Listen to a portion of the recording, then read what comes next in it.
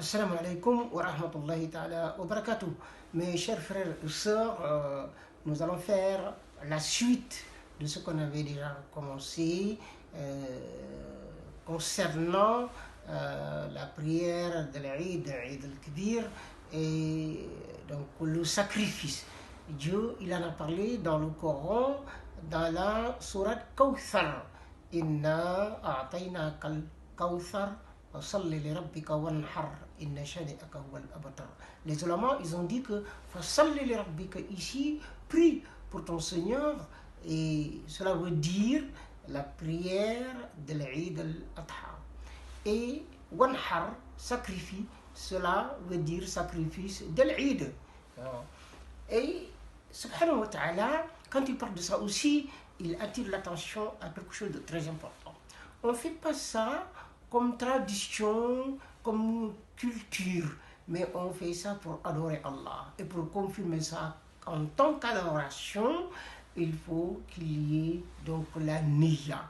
La niya, c'est l'intention qui est la base de toutes les adorations. L'intention d'adorer Allah subhanahu wa ta'ala. Et quand on a ça aussi, il faut parler de la piété. On fait ça par la piété, on est poussé par la piété, c'est-à-dire suivre ce que Allah donne comme enseignement, et si quelque chose est demandé, bon, tu le fais, si c'est interdit, tu le laisses à côté, tu ne touches pas. Donc ça, c'est le sens de taqwa.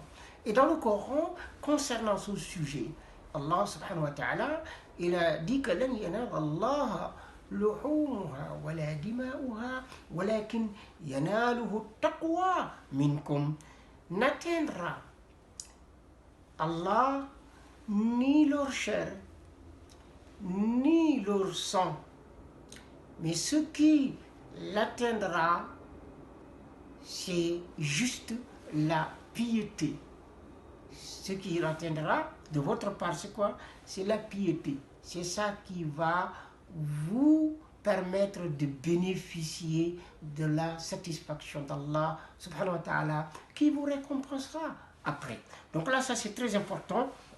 Mais il y a des gens, il faut souligner cela, il y a des gens qui se précipitent. Ils font le sacrifice avant l'aube ou avant la prière. Sallallahu alayhi wa sallam nous dit Man zabaha qabla salati فإنما يذبح لنفسه أو يعني لحم يعني يقدمه إلى أهله أما من ذبح بعد الصلاة فقد تم نسكه وقد أصاب سنة المسلمين. Celui qui sacrifie avant la prière, ce qu'il a, c'est de la viande normale. Il a sacrifié pour lui-même avant la prière. Mais si on le fait après la prière, là, il a un sacrifice parfait. Et il a atteint la tradition prophétique et la tradition de l'ensemble des musulmans. Voilà ce qu'il y a à faire. Et il y a une question qui dit, mais qu'est-ce qu'on fait avec la viande? La viande, les ulama, ils ont dit que il y a une partie que tu dois manger, deuxième partie, tu peux donner ça comme cadeau. Et ce cadeau-là, ça peut être quelqu'un même qui n'est pas un pauvre, ça peut être quelqu'un aussi qui n'est pas musulman.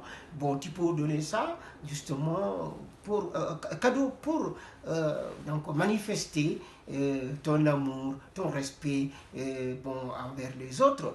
Et troisième partie, c'est sadaqa, c'est aumône que tu vas donner donc aux nécessiteux. Voilà ce qu'on fait avec la viande. On mange, on donne cadeau, on donne sadaqa ou aumône. Et est-ce qu'on peut envoyer ça ailleurs, à l'étranger par exemple?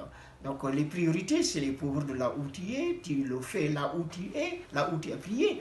Mais si il y a des difficultés à le faire, ou il y a des nécessités quelque part qui sont dans le besoin, tu peux envoyer ça là-bas, Inch'Allah. Peut-être tu as des proches au pays aussi, dans tel ou tel pays, mais qui en ont besoin, tu peux envoyer ça là-bas, ils le font, donc à ta place, et tu auras les hasanats, comme si tu l'as fait là où tu es.